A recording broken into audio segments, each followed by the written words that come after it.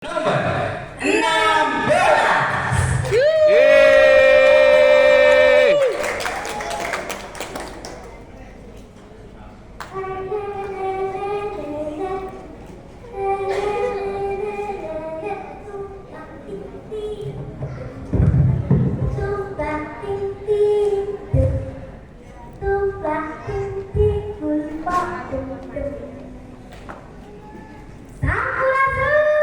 Rampes. Jika haus segera minum daripada nanti badanmu demam. Jika saya bilang assalamualaikum, mohon dijawab waalaikumsalam. Assalamualaikum warahmatullahi wabarakatuh. Waalaikumsalam warahmatullahi wabarakatuh. Keras nih teman, sekali lagi ya. Assalamualaikum warahmatullahi wabarakatuh. Waalaikumsalam warahmatullahi wabarakatuh. Terima kasih. Nah, teman harus tahu nih, di dekat sekolahku ada tempat wisata yang cukup terkenal. Kolam Cibulan namanya. Di dalam kolamnya terdapat ratusan ikan antragoda yang konon katanya ikan-ikan itu adalah jelmaan demi manusia, yaitu jelmaan di prajurit Siliwangi. Nah, ini asal usulnya. Tumpah tingting tumpah tum. Tersebut kerajaan di tanah Sunda yang dipimpin oleh seorang raja. Bijaksana dan sakti mandraguna, Prabu Siliwangi itulah namanya.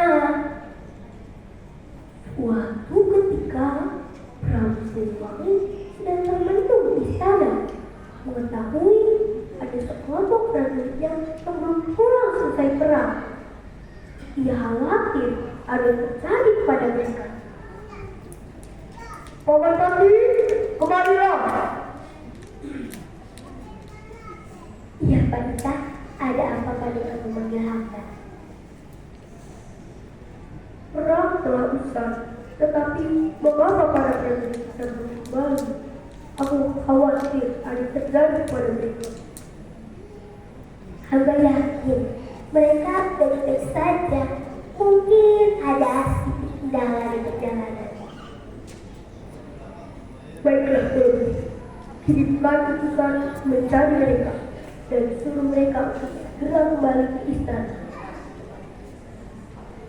Siap melaksanakan perintah Prabu. Akhirnya dikirimkan seorang utusan untuk mencari para prajurit dan menyuruh mereka kembali ke istana. Utusan itu pun diberikan surat resmi dari sang Prabu untuk menyuruh para prajurit pulang. Utusan itu pun meninggalkan istana menaiki kudanya.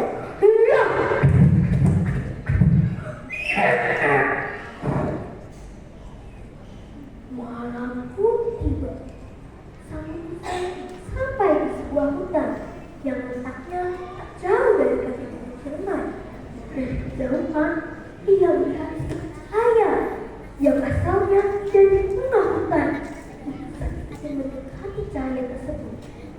Semakin dekat, cahaya itu semakin terang dan semakin terdengar suara nyanyian serta tawa. Dan ternyata itu adalah prajurit Siliwangi. Mereka sedang berpesta pora. Ada yang pahuk-pahukan, ada yang penari-nari tak aturan, ada juga yang beradu kekuatan sambil memasang tanaman. Melihat ini, satu gerak, dia turun dari kudanya dan lantang berteriak. Wahai para prajurit, hentikan semua pesta ini. Siapa kamu beraninya memerintahkan kami? Saya adalah utusan dari istana. Saya kesini membawa pesan dari sang prabu. Kau pasti pimpinan dari prajurit-prajurit ini.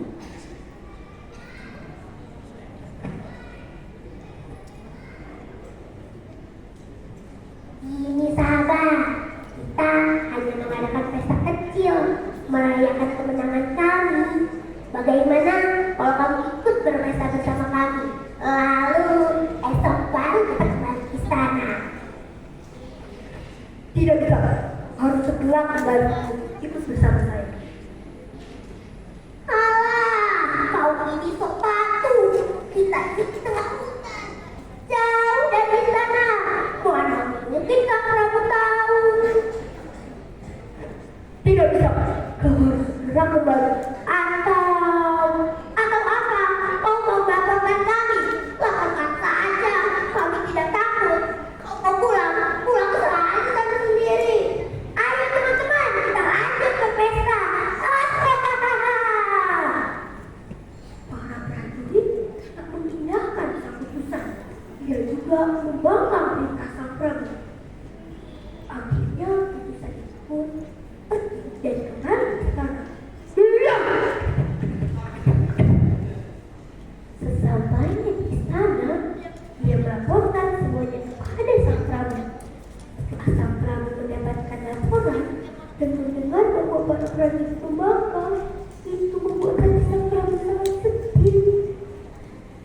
Keesokan harinya, Prabu Siliwangi berangkat ke hutan yang dimaksud sendirian.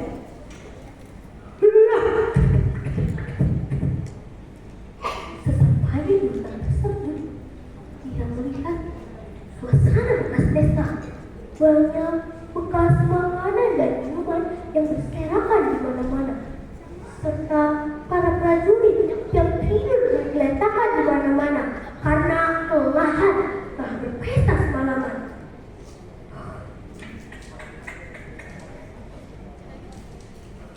Tiba ada satu prajurit yang menjadi kedatangan sang prabu.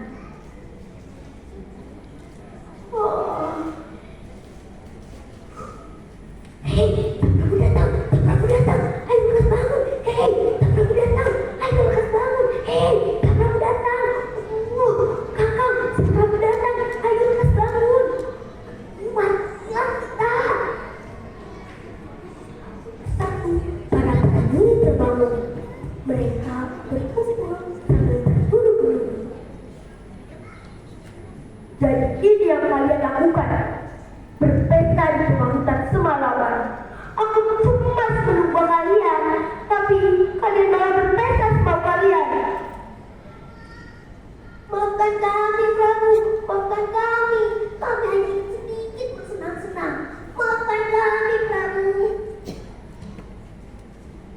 Mengapa kalian tidak mengindahkan perintahku?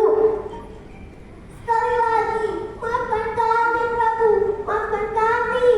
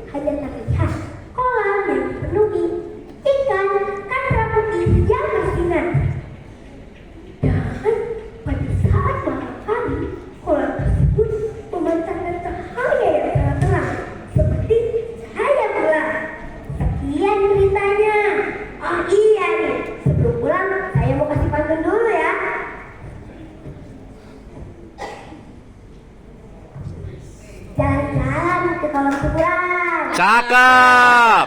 Kalau agak jadi ketemu. Cakep.